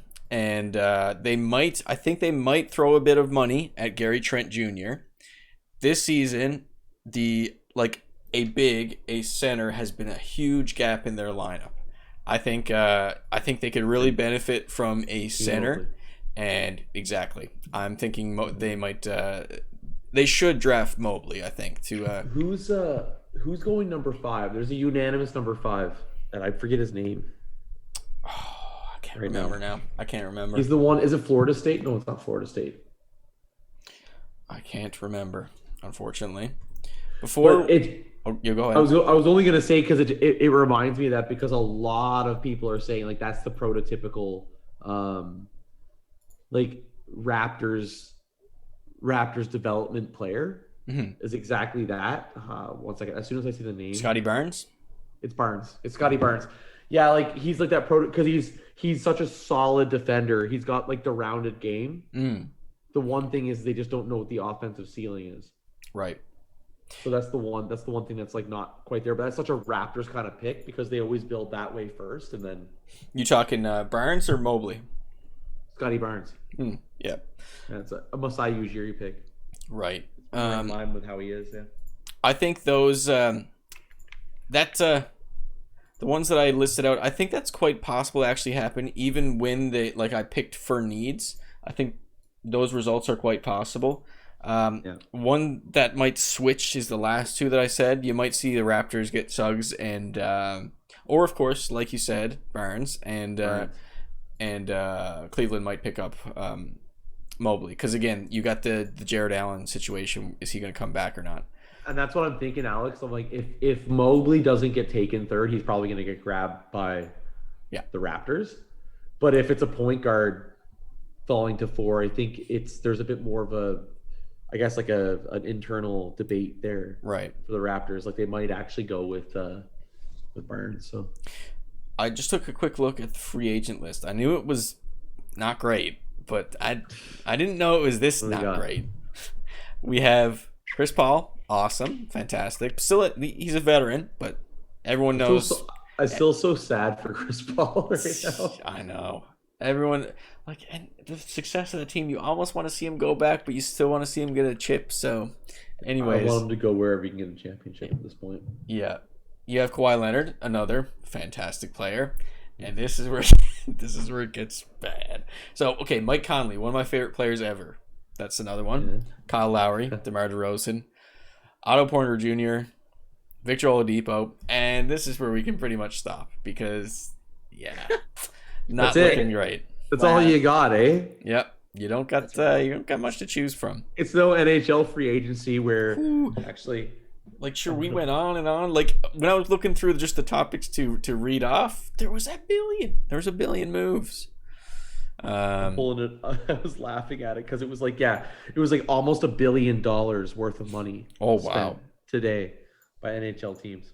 Holy crap! Yeah, it is. It's 767 million. That's unreal. Contract dollars spent. Yeah, sure. Colorado had to trade for a goalie by the end of it because they were literally trying to renegotiate with Grubauer. And by the time they were done, all the goalies were gone. Yeah. All right, let's jump right into the pick and roll. Man, yeah. Boaz. Hey, bro! Hey! I like the pick and roll. I like the give and go. Answer the question. Freak out, yo! We got some secondary topics this week on the pick and roll. First, we'll start with some baseball. Charlie Montoyo has this was earlier in the week, of course, but he has experimented with changing the batting order of the Blue Jays, and it seemed to work out actually pretty well. They got George Springer back into the leadoff position, which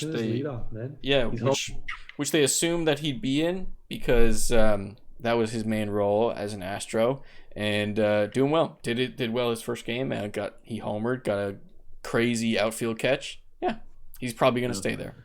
Since then, they've had a rough go a little bit against the Red Sox, but they won today. Yeah, and they did win today. I think, is it a doubleheader today or a doubleheader later on down the road? I'm not sure. I'm not so sure. But I'm going to drop some news. Yeah. The Yankees have traded for Joey Gallo.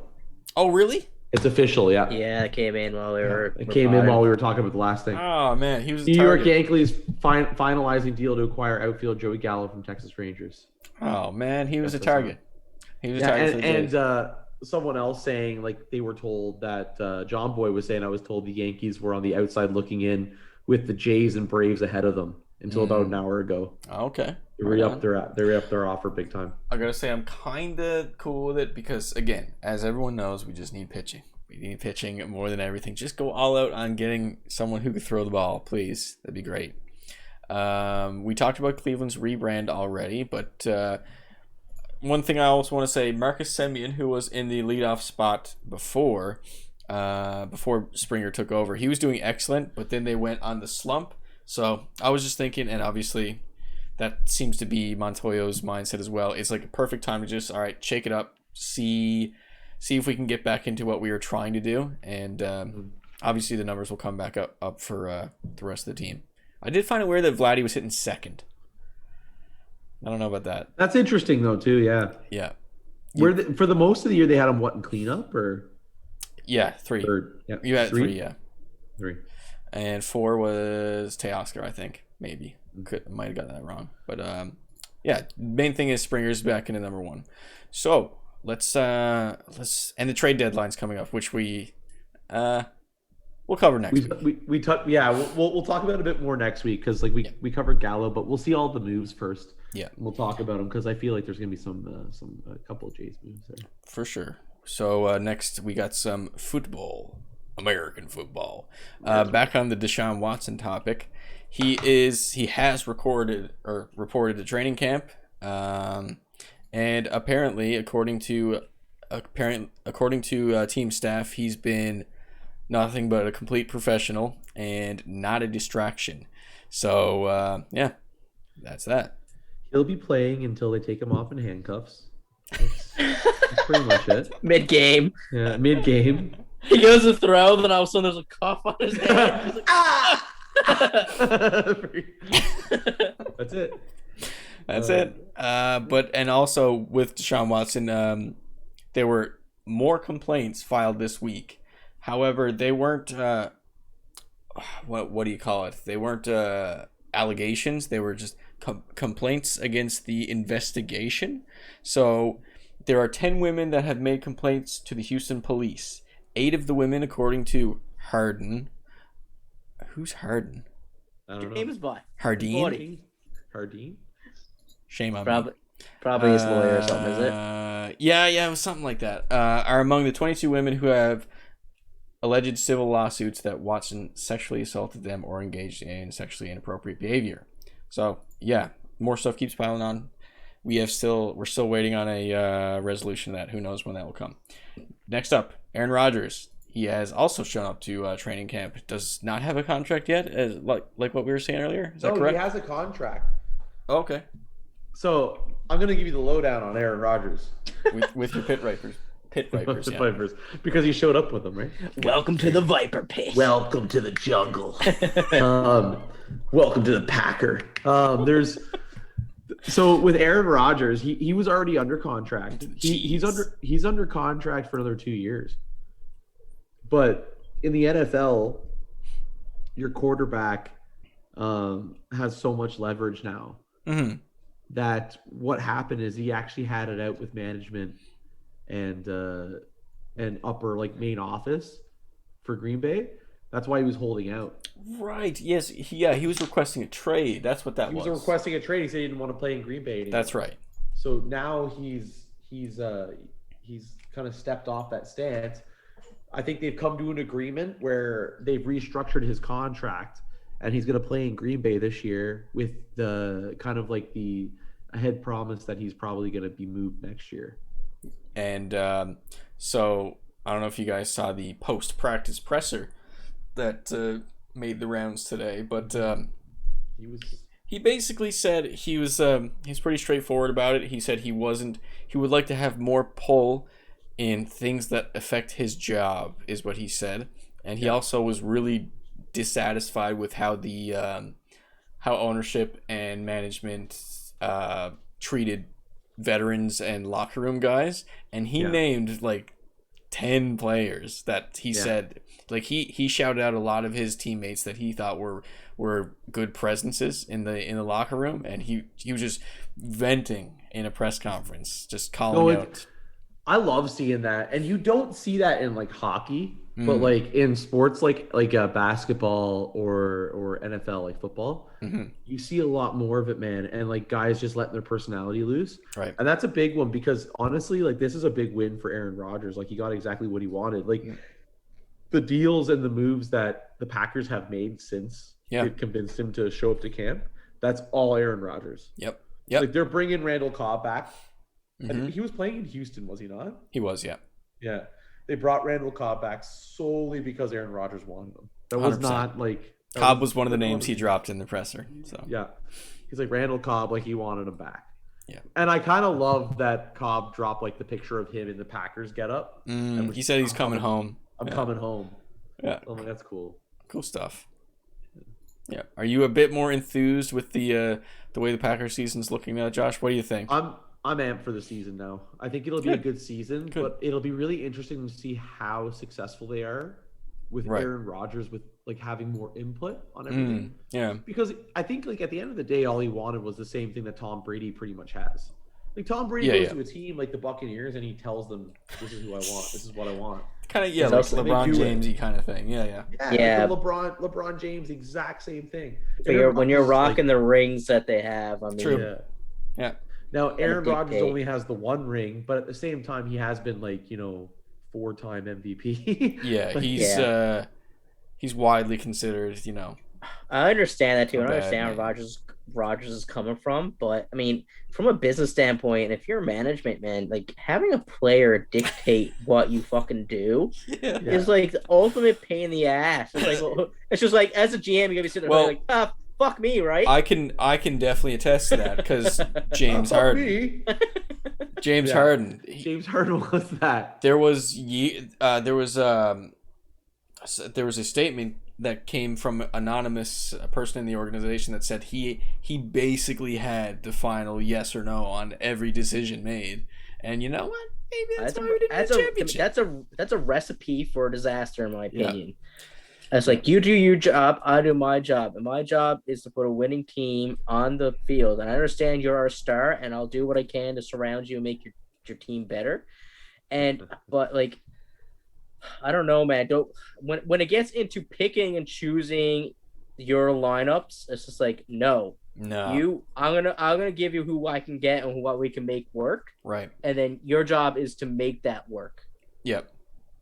Like, sure, you might get like all the usage in the world, but like I have the final say in my lineups, my playbook, and all this kind of stuff. And that's why they're hired in that position, because they know what they're talking about to a large degree with some. If you're a true star player, you can make pretty much anything work. You're working with professionals. I mean, you're not going to be, a completely out unless you're in like a rebuilding franchise. You're not going to be completely shipped out. But Chris Paul, LeBron James, Kawhi Leonard.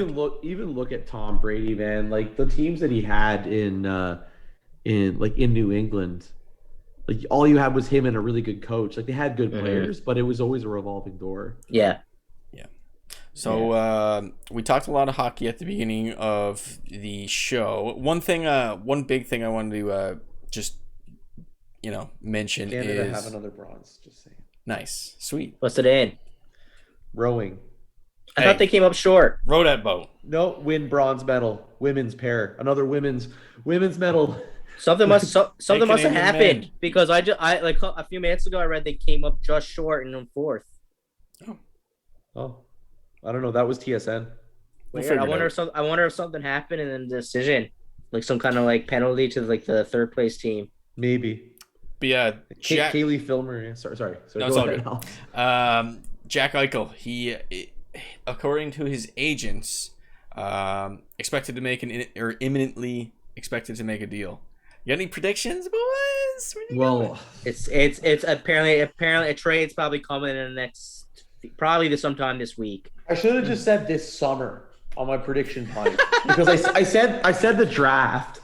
Then the draft comes and goes, and like the day of the draft too, they're like it's imminent. Yeah, there's a trade. Yeah, that's true, right? And like I mean, the trade is supposed to have happened by now, so it still hasn't. Yeah. So, but man, I'm just what's gonna irk me now is that it looks like Vegas is a possibility. It's gonna be Vegas, man. Fuck Vegas. Fuck Vegas. Can I just circle back because I didn't get to talk about the main topic I actually wanted to go for Vegas? Yep. And that's the Marc-Andre Fleury incident. Oh yeah, that was actually one of the how they treated him, man. Yeah, okay, good. That's a fucking gutless move, in my opinion. Yeah. What a gutless backstabbing move. So if you want to just like explain what happened for Marc-Andre Fleury. First off, Marc-Andre Fleury is Vegas's first pick they ever drafted in their expansion draft. He quickly rebounded his career, even though it wasn't much of a rebound. He was a good goalie to begin with. And became the face of that franchise. Carried them to a Stanley Cup that year, has made them a contender constantly every year. They signed Robin Lehner, clearly have tried to make Robin Lehner the starter, and still hasn't worked because Marc-Andre Fleury has made that his crease. Is the Vezina Trophy winner for best goalie this year, and they essentially flip him to Chicago for nothing. For cap space, and he finds out via Twitter. I saw that. Yeah. They never let him go. Wait, they just trade him for cap space. So like, well, there a rookie or non-roster player came back. There was a lot of really funny Twitter like things where it's just like whatever his name is. It was like the guy's name. I'm sorry, Mikhail, whatever. It's just like him there like sitting where it's just like when everyone's saying like when they traded Marc-Andre Fleury for nothing, and he's just there like. Yeah. But why is that? It pretty much was like he wasn't. There was no real asset coming back. No. But why? Why is that? Is he still an incredibly skilled player? Yes. Well, he literally just won best goalie. What the hell? So basically, here's the thing. There's been weird back and forth with Fleury in Vegas there for a while because since Robin Lehner trade, they've been dying to make Robin Lehner their starter. Mm-hmm. That they've been trying. They even tried it this year in the playoffs when they started Robin. Even though they're saying give Fleury rest, I know for a fact they were trying to start Robin Lehner. If he had a good game, they would have kept rolling with Lehner. They would have kept, Well, Colorado fucking lit him up, so they went back with Fleury, which was the right call. And he didn't play amazing, but he played well. So that was this year. So they've always been trying to make Lehner their go-to guy, and now they're trying to clear up cap space because they wanted to re-sign Alec Martinez, who was a solid defenseman for them. Okay. And now it looks like they're trying to approach a Jack Eichel trade, which they need more cap space for. So that's a big reason there. And they're gonna have to give up they're gonna have to give up like a William Karlsson or something. Yeah. So the first round picks and guys like I think Nicholas Hague is one of their prospects. I think there's another guy too. But I think I saw Riley Smith's name involved in there too as well. Actually, I saw the same thing, Mitch. It was like Riley Smith, Hag, another prospect, and first rounder. But like, I'm surprised. Like, I feel like it would take more to get that done. Like when you're looking at and Peyton Krebs. Those are solid prospects. Peyton Krebs is a solid prospect. Same with Nicholas Hague. But I mean, it's compared to what they were saying, other asking prices were that seems a bit low. Mm-hmm. But I think I don't know. God only knows. They got multiple offers on the table, but. Back to Marc-Andre Fleury, man. It's just this guy's a veteran. I'm in the face of your franchise. He was told in an elevator one time by the owner that he'll be a Knight for life, which was I don't know, but I mean he's kind of backstabbed. Kevin Weeks, who's like a ex NHL goalie and like kind of a goalie insider now for like the trade stuff and on the rumors. He said that apparently when they weren't ready to move. He thought he was going to be in Vegas for the rest of his life, like retire there. And when they told his daughters, they cried for an hour and all this stuff and everything. So, I mean, I can't imagine Fleury wanting to go to Chicago. I know Chicago are making a lot of moves to try and really speed back and bump back into a playoff contender picture. But I mean, right now, it's still Chicago. That's not proven. They are aging for them to start from a star standpoint in Kane and Taves. And I mean, they got a really bad sexual allegation, sexual misconduct allegations against them right now. So it's a hot water bed to be. Distraction. I wouldn't be surprised. I thought that Fleury was going to actually refuse to go there. And how about that? That was a possibility too. We literally talked about it on last week's show. How about the young fella that said Montreal took? Yeah. Oh man, Logan Milieu or is that his name? Milieu, or something like that. I don't know, man. What the hell Montreal were doing there? That's very weird. For a draft. Now, I didn't have anything invested in it myself personally because Toronto didn't have a first round pick. But like for a draft that was fucking boring, and like it just dragged on, and it went really late. For Montreal to step up at the 31st pick and just drop that bomb. Mm-hmm. Like the guy straight up said, like, "Don't draft me." Yeah. he was trying to show, like, I guess maturity, and like in a way, like, I think he was just kind of like almost in a way punish himself. Like, yeah. I know I screwed up. I don't deserve this right now. Exactly. And let me be clear. Like, his mistakes are his mistakes, and he has to own that, right? Yeah. That's him. But also at the same time, I think that all falls on Montreal. Oh, 100%. And I don't want to be like mean. Like, I know, like, Fred being a Montreal fan and stuff like that too, like on the podcast all the time. But that one is just really shitty. Like, they straight up they tried to like cop out and take care of a market, like to take advantage of a market inefficiency. Yeah. Right. The fact that no one else was probably going to take him, they could sneak in and take him in the first round. Right. But like, man, like, what are you thinking? Like, so like he was Alex. He was if nothing happened and he was normal, stuff like that, and like there's no controversy around him, he was slated to go at least mid first round, even maybe a bit earlier. So he was supposed to be a highly not highly touted prospect because the way the draft was this year, but he was a higher scouted talent than he was. Right. So Montreal to do this is gross, and I don't know, man. It's disrespectful. Yeah. And then it's kind of like you think it's kind of like just like an unsaid thing that the league, that most teams in the league were like, all right, guys, we'll just not draft this guy this year, and it's just it just looks greasy on Montreal to be like, oh, got him a lot quicker than where there. I think that was kind of more what it is. Yeah, that's why it looks bad, I guess. Yeah, I think there might have been a slight possibility that a couple more teams may have selected him in the second or third round. Right. Based on like Carolina. Yeah, and like what they've been doing the last couple of days. Like it wouldn't surprise me. I think it just goes to show how like a little bit behind the times now. Like the NHL is a little bit out of touch. Yeah. I don't know, when you got to do almost like a rotating press conference or media circus to justify your pick.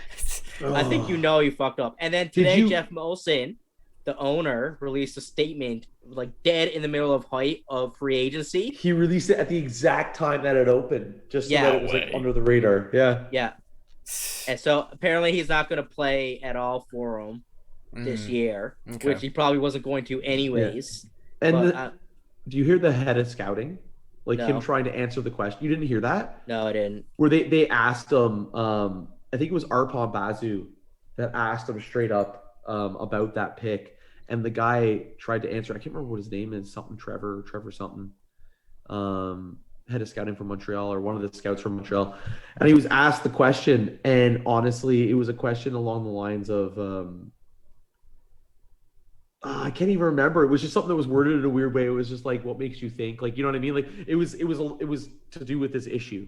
Right. And the guy had honestly a 16-second pause. He couldn't justify it. Like he was just there, and he like, I wish we had the sound clip. He was like, it was just silence. Reminiscent and a lot of people are like, of when Brett Phillips was asked about the sticky substance. Oh man, it was even worse, man. It was even worse. Like he asked the question, and a lot of people are like, man, that's not a glitch. Like it's not skipping or it didn't pause. He literally didn't answer. And then when he does answer, he's like, can you clarify? What you're answering, and that makes me think that they were asking probably the wrong person. He didn't make the decision on who he's gonna, and this he didn't make it. It was like Bergevin made the decision. This falls on Bergevin, and a lot of people are saying, you know what, it's maybe not that surprising because Marc Bergevin was actually with the Hawks organization when these new sexual assault allegations were on the go there. He was the head of player development. Yeah. I think I might have the clip here. Josh, is it Trevor Timmins? Yeah, Trevor Timmins. All right. I think just play it. We got to hear it. I might have the clip here, but if we could just wait for this video streaming service to be done with its ad. Then, but like it's painful. Like you listen to it and you're like, no, it's not skipping, it's not paused. Yeah, assistant GM apparently. So he's the AGM. In his statement, he says that he thought that he did not earn the right to be drafted. Why? I mean, based on that, if the player thinks that, why do you think the opposite?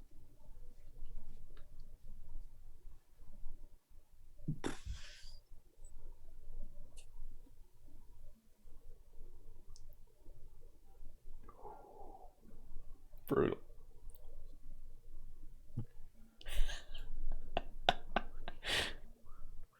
What? What do you mean? What do I think the opposite? Oh, that's a big pause. 25 seconds. Holy.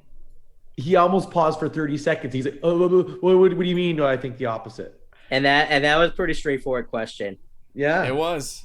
Like, Yeah. why do you, amongst Like all the drama, why do you think you should draft him when he said he shouldn't be drafted? Yeah, the player. Yeah, exactly. Why did you think he deserved to be drafted when he didn't think to or wouldn't want to be drafted? Why go against his wishes, essentially? Yeah.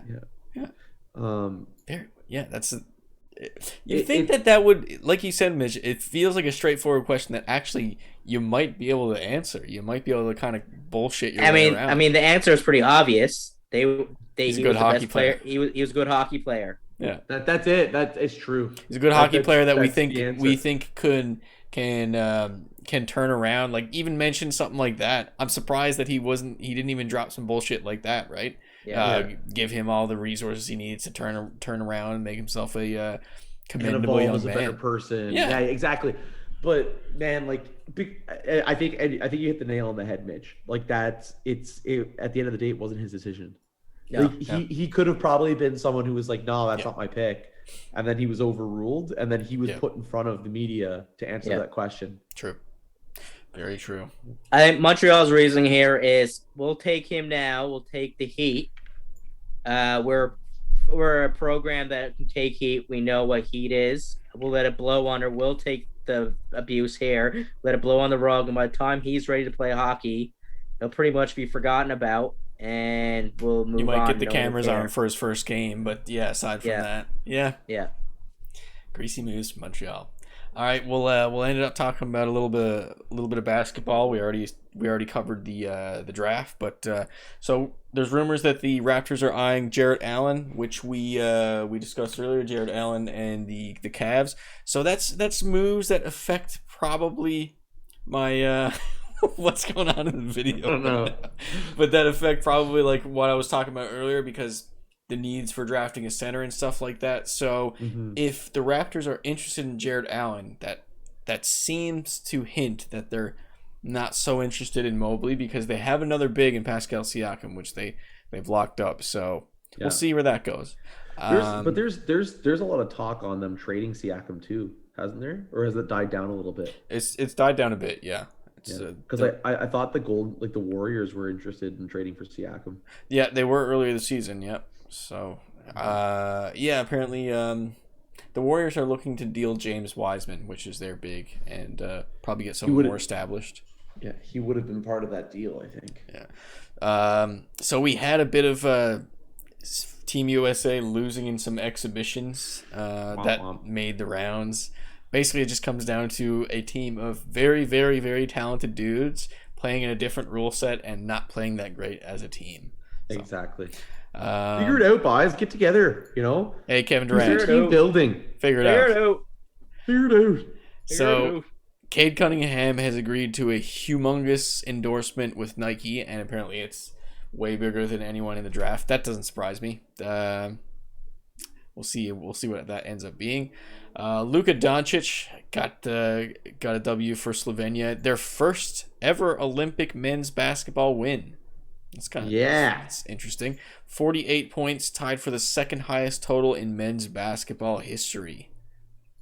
There you go. Luka Doncic he is already an incredible player, but he's going to be very, very, very good. So he's somebody. Luka Doncic. The donk. One thing I kind of questioned when I was watching basketball tonight, and I was looking at the teams involved, like the countries. I know there's a process, and you got to qualify, but how does Canada not have a team there?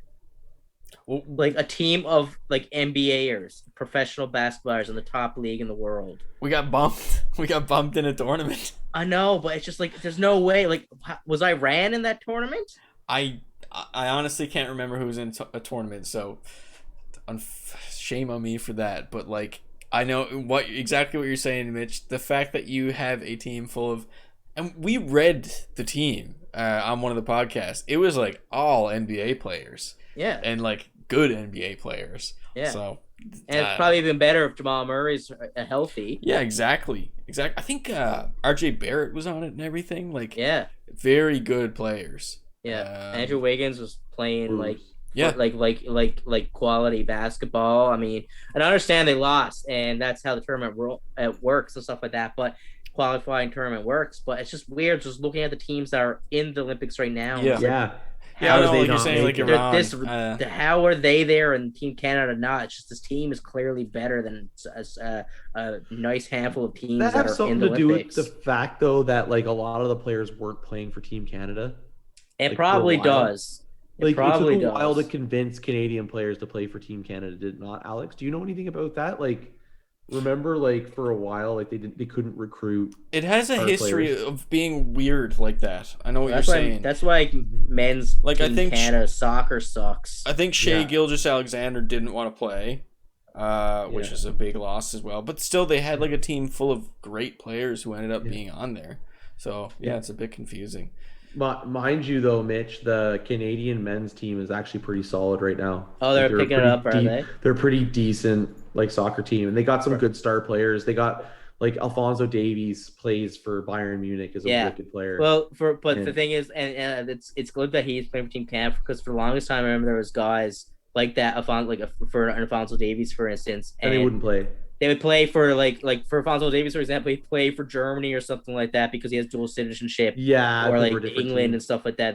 They'd go for the other country that's like a gimme and a better qualified country. Yeah, there's like a lacking of like country pride, which is a little sad because like they would just rather win the title with a stacked team than to like represent their country, which is a bit unfortunate. But yeah.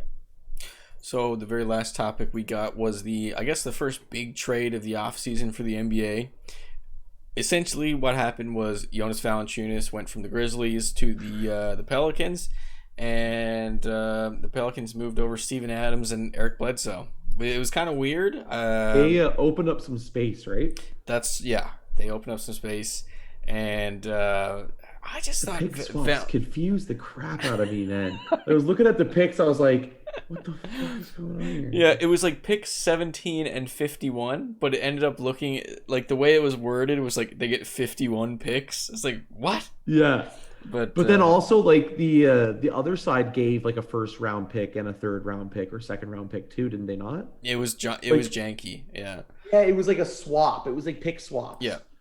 Pick swaps. Weird. I was like, who wins this? I don't get it. And I thought, honestly, I think it's a bad move for I would like to think that they keep Valanciunas in the lineup because he had an incredible season, but I don't think that does any favors for, I'm saying off the show, I don't think that does any favors for Zion Williamson, a guy who needs to operate in the paint. And if you have a dude like Valanciunas who's kind of your more traditional center, he can spread the floor a little bit and shoot the three, but he's going to be in the paint, and not good for a guy like Zion who needs to be there and has like a legendary historical field goal percentage. They're trying to get DeMar and Lowry, man. We'll see what happens. And the last little thing we got here, which we already kind of covered, Bryson DeChambeau out of the Olympics. Bye-bye. What a butt. All right, that does it for this week of the Jersey Talk podcast. Is there any other quick things you guys wanted to end on? Oh wait. Yeah, let's talk about the NHL free agency again. All the signings we didn't talk about. Hang on, we forgot about something for another hour. But I just realized we don't have our record keeper here. Are we gonna? Oh, prediction points. Yeah. Shall we push it till next week, or what do you think? We should make some predictions now. Okay. Prediction pints.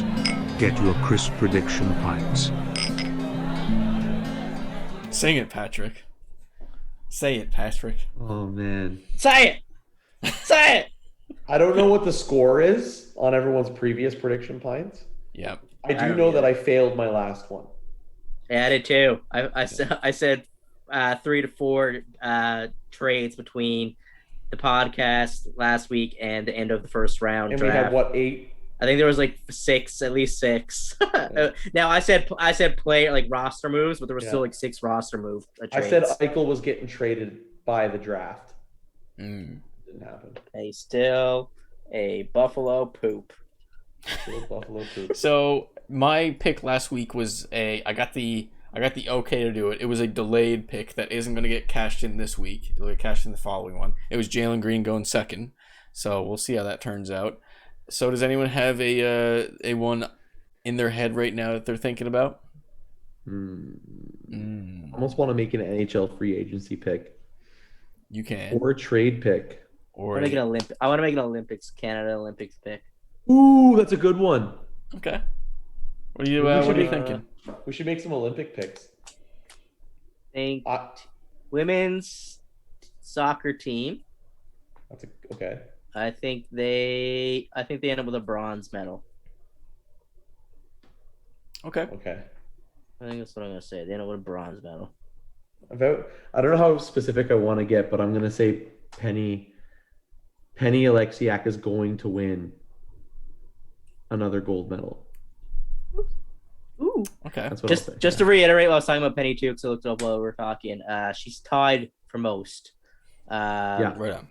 6. So she tied with Claire Hughes, who was a speed skater. I think most of her medals. I think she used to do.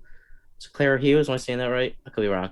Anyways, she did both Summer and Winter Olympics, but she's most notably a speed skater. And there's another lady too. She was a rower. I can't remember what she was. Sorry, but yeah. So one more medal, she gets the record for most medals for Canadian. I guess my prediction. I'm going to say Simone Biles comes back to compete. Ooh, that's a good one. That's mine. Yeah. I think we're probably rooting for all of us to win our prediction points right now. Yeah. Well, I like for Team Canada to be more than just a bronze. I think they could challenge for a silver for like the final for soccer. Gold. Yeah. Yeah. But I don't know. I don't know what's on the go with Christine Sinclair because she's honestly the international soccer goal scoring leader of all time. Yeah, they're playing men Great and Britain. women's. Yeah, they're playing Great Britain though the other night, and she wasn't playing, so I don't know what's on the go with her. That's because she's older. She is older. This is probably her last Olympics, I'd say. Yeah, definitely. Wow. All right. Well, is that that's a pint for everyone? I think, or a prediction. We'll see if we get the pints cashed in, and we'll get back to our official record keeper, Fred, next week. Yeah. All right. Thank you very much for subbing, liking, all that stuff on all the platforms, watching live on Twitch. Any closing words, boys? I really have to pee. Oh, Canada. Oh, I should have got that stinger. I'll get that next week. All right. Bye-bye, everyone. Bye-bye. Peace.